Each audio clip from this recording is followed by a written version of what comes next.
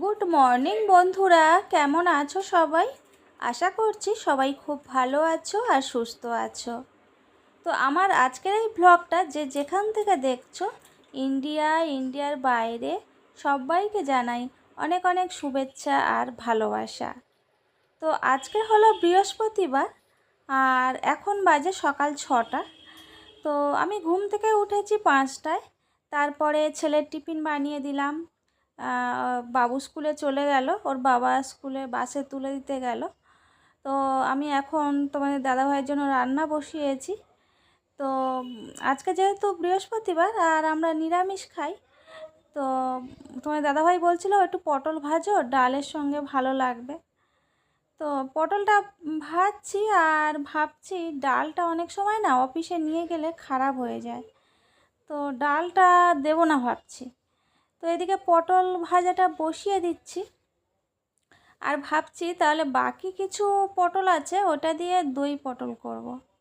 আজকে শুধু পটলের রেসিপি চলছে। তো দেখো পটল ভাজা হয়ে গেছে।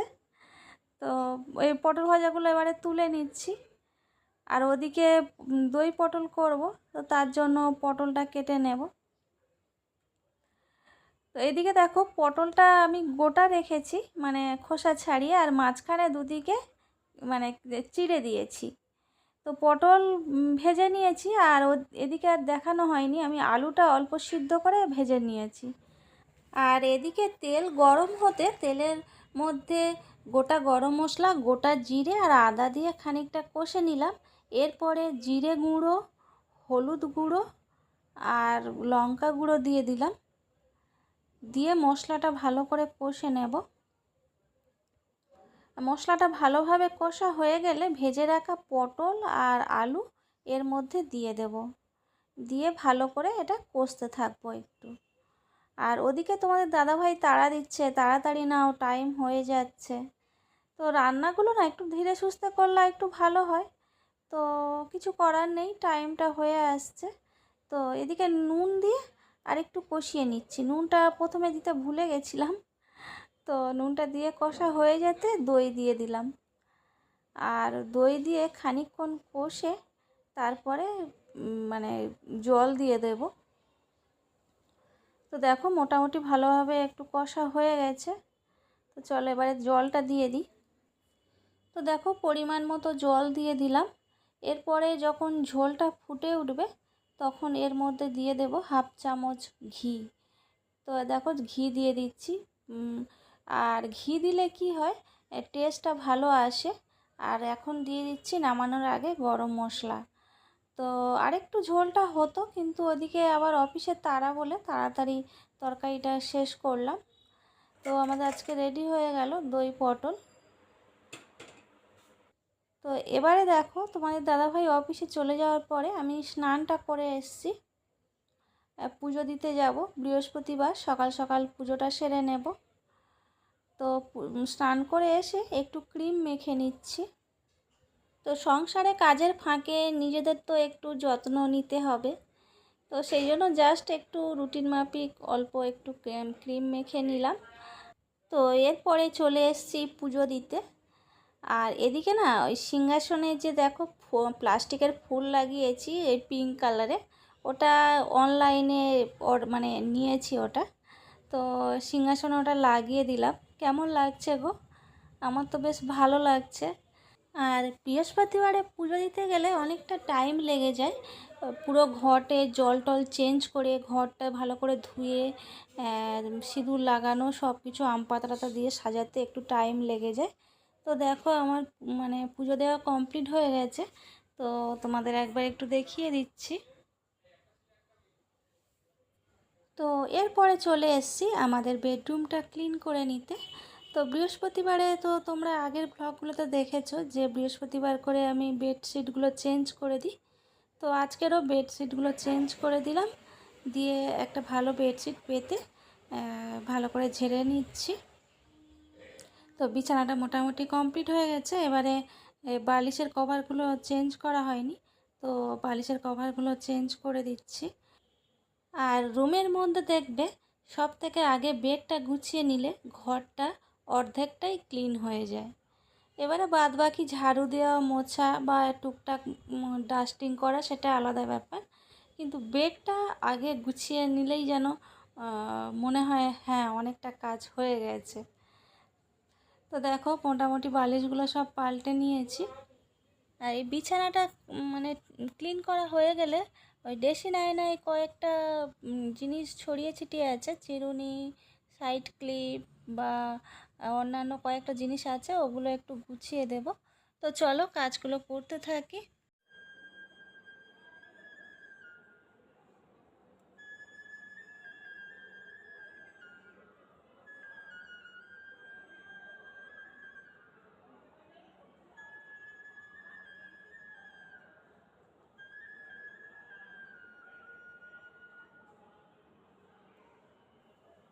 তো দেখো আমাদের বেডরুমটা গোছানো হয়ে গেছে, তো তোমাদের একবার দেখিয়ে দিই।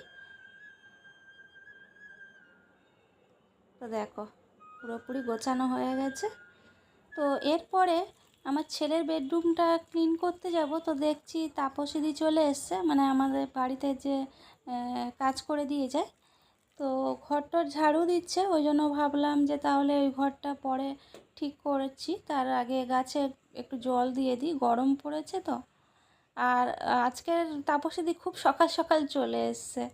এত সকালে আসে না, আসলে আরও যতগুলো বাড়িতে কাজ করে তার মধ্যে 2-3 জন নাকি নেই, তো ওই জন্য সকাল সকাল চলে এসছে। আর ভালো হয়েছে আজকে বৃহস্পতিবার, সকাল সকাল কাজ মানে ঘর বাড়ি মোছাও হয়ে যাবে।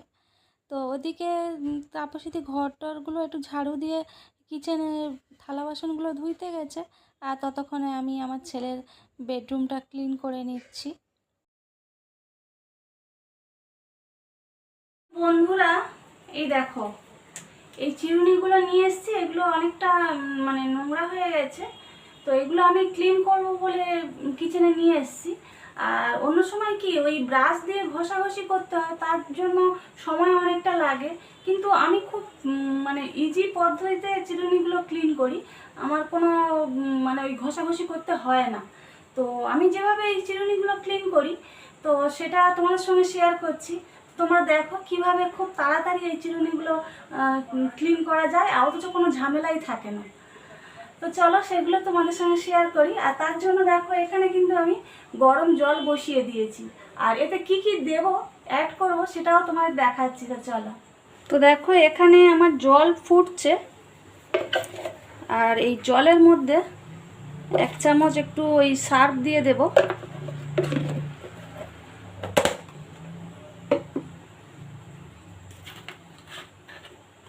আচ্ছা, এর মধ্যে অল্প একটু ভিনিগার দেব, ওই 1 চামচের মতো। গ্যাসটা লো ফ্লেমে করে দেব, আর এতে 1 চিমটে মতো এই খাওয়ার সোডা দিয়ে দেব। গ্যাসটা আমার মানে লো ফ্লেমে দেওয়া আছে। তো এরপরে এই চিরুনিগুলো এর মধ্যে দিয়ে দেব।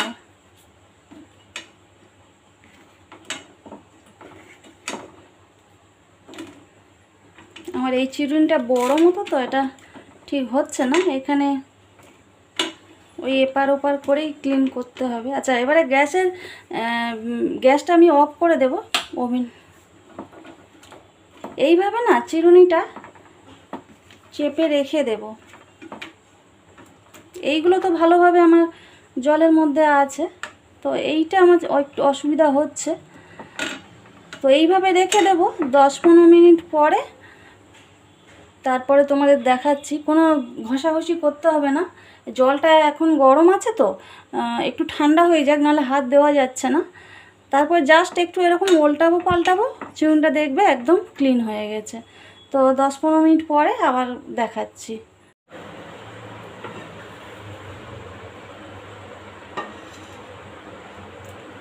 এই দেখো গ্যাস থেকে নামিয়ে নিয়ে এসেছি, জলটাও অনেকটা ঠান্ডা হয়ে গেছে। তো দেখতে পাচ্ছ মানে এই জলের নিচে ভালো করে দেখাই, দেখো জলটা কতটা নোংরা মতো বেরিয়েছে, আর চিরুনিগুলো কতটা পরিষ্কার হয়ে গেছে।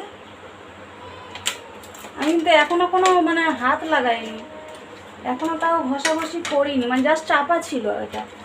এবারে একটু মানে জলটা একটু হাতে সহ্য হবে, সেই সময় একটু হাত দিয়ে জাস্ট একটু এরকম করে ধুয়ে নিতে হবে।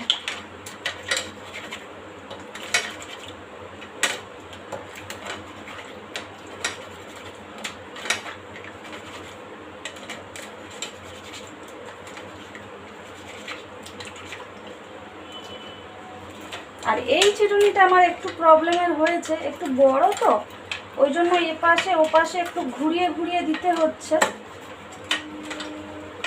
আর এই মানে একটু ওই এই মাপগুলো হলে এইগুলো ঠিকই আছে সাইজটা, এটা একটু বড় আছে, এটা একটু বড় ওই মানে কড়াইতে হলে জায়গাগুলো ভালো হতো। তো তাও দেখো অনেকটা ক্লিন হয়ে গেছে, অনেকটা ক্লিন হয়ে গেছে। তো এবারে তোমাদেরকে আমি ধুয়ে দেখাচ্ছি, ধুয়ে নিই এই কটা। তো চলো।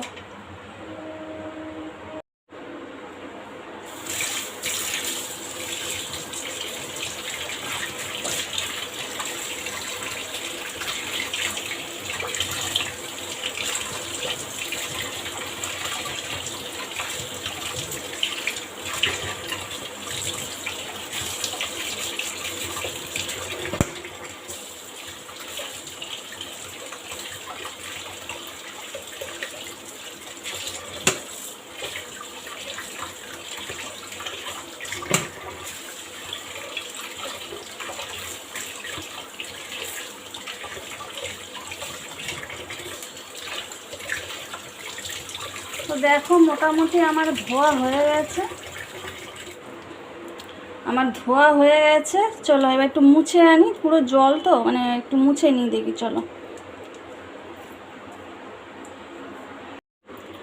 তো বন্ধুরা তোমাদেরকে আমি একদম কাছে থেকে দেখো চিরুনিগুলো এবার দেখাচ্ছি কতটা ক্লিন হয়ে গেছে, কতটা ক্লিন হয়ে গেছে, দেখো কতটা ক্লিন। এই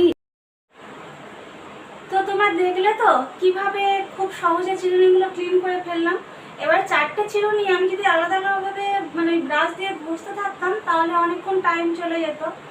আর আমি শুধু জাস্ট ওই গরম জলে চাপিয়ে রেখে চলে গেছি, 15 মিনিট এসছি, দেখলে তো কতক্ষণ ঘষাঘষি করলাম, জাস্ট একটু ধুয়ে নিলাম, তারপরে ফ্রেশ জল দিয়ে ধুয়ে নিয়ে মুছে নিয়ে চলে এলাম। তো তোমরাও এইভাবে মানে অনেকগুলো চিরুনি হলে পরিষ্কার করতে পারো।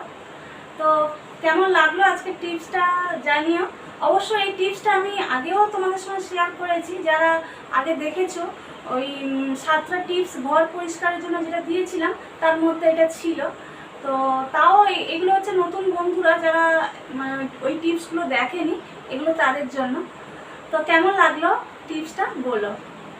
অবশ্য এই টিপসটা কিন্তু অনেক দিন আগে আমি ইউটিউবে দেখেছিলাম, তো সেই দিদিভাইয়ের চ্যানেলের নাম আমার মনে নেই, তবে আমিও কিন্তু ওই ইউটিউব থেকেই জেনেছিলাম। তো অনেক দিন আগে এটা দেখেছি, তো তখন থেকে আমি এইভাবে চিরুনিটা ক্লিন করে থাকি। তো ঠিক আছে, এরপরে আরও কাজগুলো করতে থাকি। তো এরপরে চলে এসেছি টিভি ক্যাবিনেটটা ক্লিন করে নিতে। এটা পুরোপুরি আজকে ক্লিন করব না, জাস্ট একটু মানে উপর থেকে ডাস্টিং করে নেব। তো চলো কাজ করতে থাকি।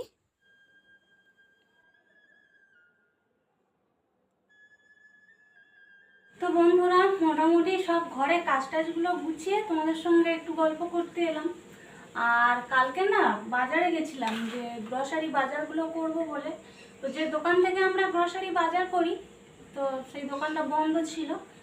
তো আরেকটা দোকান থেকে আমার ছেলের জন্য কিছু খাবার আনি, তো সেই দোকান থেকে কিছু বাজার করে এনেছি, সেইগুলো দেখাবো। এটা হচ্ছে ওই মেয়োনিজ নিয়েছি একটা,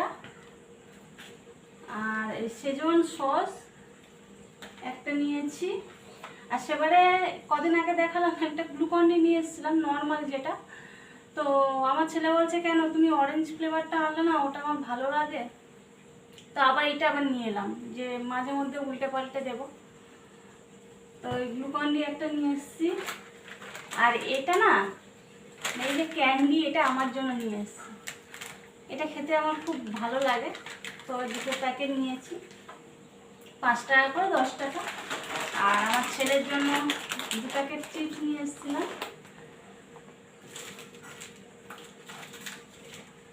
আর এখানে মাছ আছে 10 টাকা করে, 10 টাকা করে অনেকগুলো মাছ নিয়ে এসেছি। ও আসলে না ভাত খেয়ে উঠে ওই কিছু খাওয়ার জন্য খোঁজে, ফ্রিজ খোলে কি আছে কি আছে, মানে ভাত খেয়ে কিছু একটু মুখে দিতে হবে, ওর একটা অভ্যেস হয়ে গেছে। তো সেই জন্য এই মাছগুলো আনা হয়, একটু খায়, খেয়ে দিয়ে। আর এই অরিও বিস্কুট, এটা অরিওটা নয়, এটা হচ্ছে ডার্ক ফ্যান্টাসির একটা বিস্কুট। আর অরিওর এই একটা ফ্লেভার এসছে, স্ট্রবেরি ফ্লেভারে কটা, এই নিয়ে এসছি। আর একটা চকলেট ফ্লেভারের এই কেক নিয়ে এসছি। ম্যাগি মশলা, ওর তো টিফিনে একটু দিলে খুশি হয়, তো ম্যাগি মশলা 2 প্যাকেট নিয়ে এসছি। আর আরেকটা দোকান থেকে ডাল নিই, এটা গ্রসারি যে দোকান থেকে করি ওখান থেকে নিই না। তো আরেকটা এমনি বাজারের মধ্যে বসে, ওর ওই ছেলেটা ডাল আনে, বেশ ডালটা ভালো সিদ্ধ হয়, তো ওই জন্য ওর কাছ থেকে 500 ডাল নিয়েছি। আর এর মধ্যে আছে শুকনো লঙ্কা, এই কটা কালকে বাজার করে নিয়ে এসেছি, তো তোমাদের দেখিয়ে দিলাম। এটা এবার তুলে রাখবো। তো সেই সঙ্গে আজকের ব্লগটাও এখানে শেষ করব। তো আমার ব্লগগুলো কেমন লাগছে তোমরা কমেন্ট করে জানিও। আর মানে কি ধরনের কাজকর্ম যদি তোমরা দেখতে চাও কমেন্ট করে জানাতে পারো। তো আজকের এই পর্যন্ত, সবাই খুব ভালো থেকো, সুস্থ থেকো, আর সবসময় হাসি খুশি থেকো। আর আমার এই ব্লগটা ভালো লাগলে প্লিজ চ্যানেলটা সাবস্ক্রাইব করে দিও, লাইক করে দিও আর শেয়ার করে দিও। তো এই পর্যন্ত, সবাই খুব ভালো থেকো, টাটা।